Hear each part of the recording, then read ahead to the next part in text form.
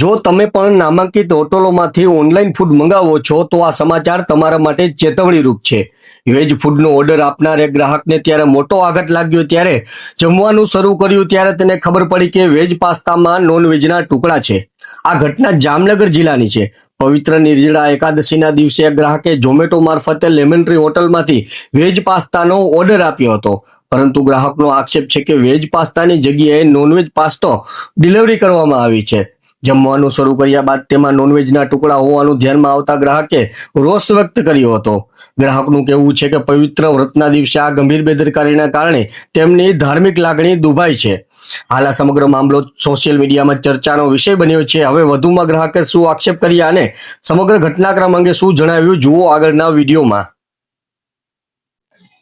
Myself NP જાસોલિયા, food safety officer, Jamnagar municipal corporation Jamnagar.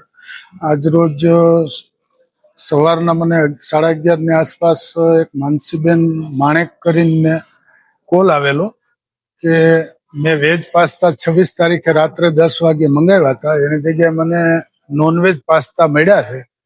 તો મેં કીધું કાંઈ વાંધો નહીં, મને ફોટોગ્રાફ્સ ને ઝોમેટો ઓર્ડરની કોપી ને એ બધું મોકલો, પછી જોઈ લઈએ.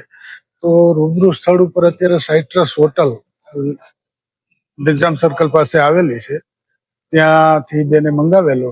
રૂબરૂ તપાસ કરી તો મેનેજર શ્રી એવું સ્વીકાર્યું કે ભાઈ અમારી કદાચ માનવીય ભૂલ હોઈ શકે, કોઈ ફૂડ ખરાબ કે એવું નથી, પણ વેજની જગ્યાએ નોનવેજનું પાર્સલ એમને ત્યાં મોકલાવાઈ ગયેલું અને એ ભૂલ સ્વીકારવી અને આવી સામાન્ય ભૂલને કારણે લોકોની ધાર્મિક લાગણી દુભાય એવા કૃત્ય સામે જામનગર મહાનગરપાલિકા ખાતે અત્યારે 10,000 રૂપિયા સોલિડ વેસ્ટ શાખાના શ્રી ચૌહાણ સાહેબ સાથે રાખી અને પેનલ્ટી વસૂલ કરવામાં આવી છે, તેમજ નોટિસ પાઠવી અને ભવિષ્યમાં આવી કોઈ ભૂલ ન થાય એ અંગે યોગ્ય તકેદારી રાખવા સૂચનાઓ આપવામાં આવેલ છે.